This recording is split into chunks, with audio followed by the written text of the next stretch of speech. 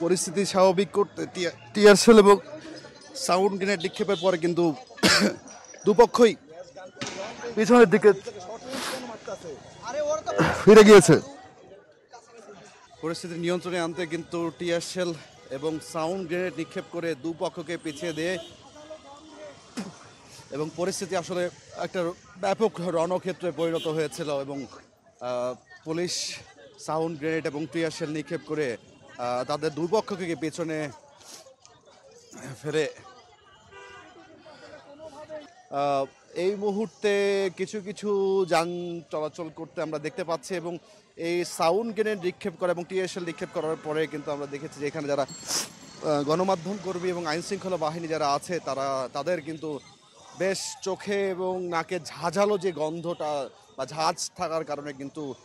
অনেক সমস্যা হতে দেওয়া লক্ষ্য করা গিয়েছে এবং দেখতে এবং সকলের আসলে চোখে এবং মুখে ঝাঁঝালো ভাবটা কিন্তু লাগার কারণে সকলের মধ্যে কিন্তু অস্বস্তি বোধ সৃষ্টি হয় এবং আমরা যেমনটা দেখতে পাচ্ছি যারা পুলিশ এখন আমরা সামনে আছে তারা আগুন নিয়ে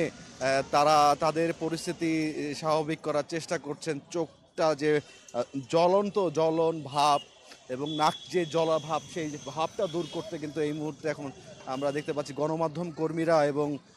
আইনশৃঙ্খলা বাহিনী যারা আছে তারা সেই আগুনটি মুখের কাছে নাকের কাছে নিয়ে